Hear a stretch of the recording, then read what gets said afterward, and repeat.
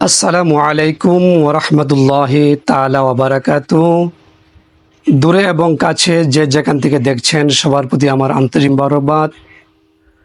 আজকে আমি বলবো, আপনাকে যদি কেউ জাদু করে, কেউ কালো জাদু হোক, সাধারণ জাদু হোক বা তাবিজ করে, আপনি কিভাবে বুঝবেন যে আপনাকে তাবিজ করা হয়েছে, আপনাকে জাদু করা হয়েছে। আমি আজকে 10টি লক্ষণ আপনাদের সামনে উপস্থাপন করব। যে 10টি লক্ষণের সাথে যদি আপনার শারীরিক এবং মানসিক অবস্থা মিলে যায়, তাহলে বুঝতে পারবেন আপনাকে জাদু করা হয়েছে।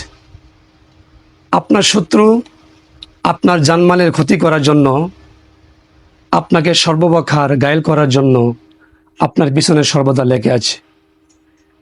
কখনো আপনাকে জাদু করে, কখনো আপনাকে তাবিজ করে বিভিন্নভাবে ক্ষতি করার জন্য সে চেষ্টা করছে। এই শত্রু আপনার সর্বদা আপনার ক্ষতি করার জন্য সে লেগে থাকে বা সে তৎপর। এজন্য আপনাকে যদি জাদু করে থাকে বা তাবিজ করে থাকে, কালো জাদু হোক আর সাধারণ জাদু হোক, যে কোনো জাদু হোক, আপনি 10টি লক্ষণ যে আপনাদের সামনে বলবো, এই 10টি লক্ষণ আপনি আপনার সাথে মিলে দেখবেন যে 10টি লক্ষণ আপনার মধ্যে আছে কিনা। 10টি লক্ষণের অন্তত পক্ষে যদি 5টি লক্ষণ মিলে যায়, তাহলে বুঝতে পারবেন আপনাকে জাদু করা হয়েছে। তো আমি আস্তে ধীরে সংক্ষিপ্ত আকারে লক্ষণগুলো বলছি, আপনার মনোযোগ সহকারে এর লক্ষণগুলো শুনুন। প্রথম যে লক্ষণটা হবে, শরীর এবং হাত পায়ের তালু জ্বালাপোড়া করবে। আপনার সমস্ত শরীর জ্বালাপোড়া করবে কখনো কখনো, আবার কোনো সময়ে হাতের তালু পায়ের তালু জ্বালাপোড়া করবে। 2 নম্বর লক্ষণ যেটা, সবসময় আপনার ভিতরে অস্থিরতা বিরাজ করবে। আপনার ভিতরে সর্বদা অস্থিরতা বিরাজ করবে, আপনি কখনো স্থির হতে পারবেন না। যে কোনো জায়গাতে যাবেন, বা ঘরে থাকেন না বাসায় থাকেন আর বাইরে থাকেন, আপনার ভিতরে একটা অস্থিরতা বিরাজ করবে।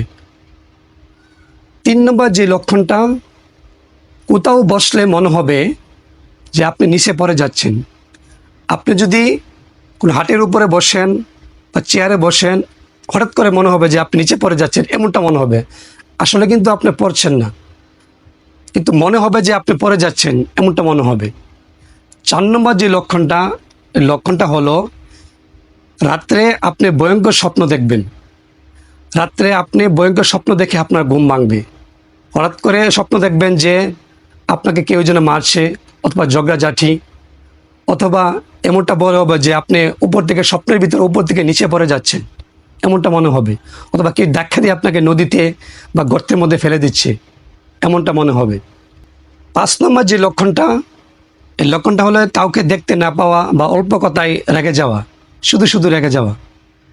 আপনার আত্মীয় স্বজন আপনার বাসায় আসছে, অথবা ফোন দিছে, অথবা আপনার সাথে কথা বলার জন্য চেষ্টা করছে, কিন্তু আপনি তার সাথে কথা বলতে আপনার বেশি একটা ভালো লাগবে না, তার সাথে আন্ডারস্ট্যান্ডিং হতে বেশি একটা ভালো লাগবে না। আপনার ঘরের বা বাহিরে কোনো কিছু বললে আপনি শুধু শুধু রেগে যাবেন। 6 নম্বর যে লক্ষণটা, সেটা হলো স্বামী স্ত্রীর মধ্যে ঝগড়া লেগে থাকা।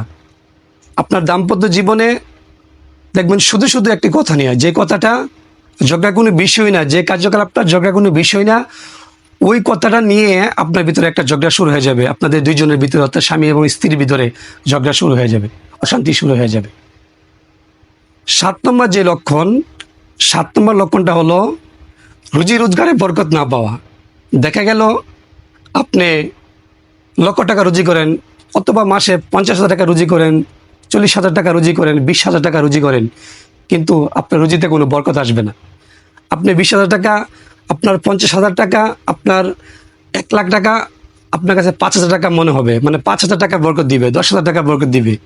এই 50,000 টাকা আপনাকে 10,000 টাকা বরকত দিবে, এরকম বরকত কমে যাবে।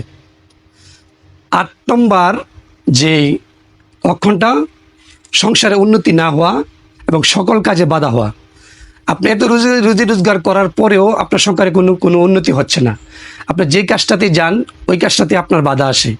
আপনি যে কাজটা ধরেন, ওই কাজটাতে বাধা আছে, বা ওই কাজটা কমপ্লিট করতে পারেন না, এমনটা হয়ে যায়। এবং 9 নম্বর যে লক্ষণটা, এটা সাধারণত মহিলাদের ভিতরে দেখা দেয়। মহিলাদের মাসিকের ভিতরে গণ্ডগোল হওয়া এবং বাচ্চা না হওয়া।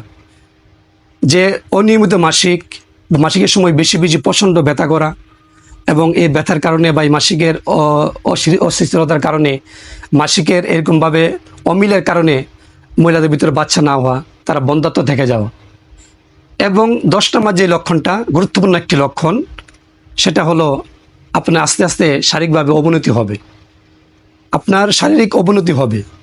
আপনি এত চিকিৎসা করার পরেও, এত ভালো ভালো ডাক্তার দেখানোর পরেও, এত ভালো ভালো কবিরাজ দেখানোর পরেও আপনার শারীরিক অবস্থা অবনতি হচ্ছে। দেখবেন আপনি শুধু শুধু অসুস্থ হয়ে যাচ্ছেন, আপনার শারীরিক কোনো উন্নতি হবে না, আপনার শারীরিক অবনতি হতে থাকবে, শুধু শুধু আপনাকে রোগের সুখে আক্রমণ করবে। এই 10টা লক্ষণ যদি আপনি পান আপনার ভিতরে বা আপনার পরিবারের কোনো সদস্যের ভিতরে, তাহলে বুঝতে হবে আপনাদেরকে কালো জাদু অথবা সাধারণ জাদু করা হয়েছে অথবা তাবিজ করা হয়েছে। অন্ততপক্ষে 5টা লক্ষণও যদি আপনার ভিতরে থাকে, তাহলে আপনাকে মনে করতে হবে আপনাকে জাদু করা হয়েছে।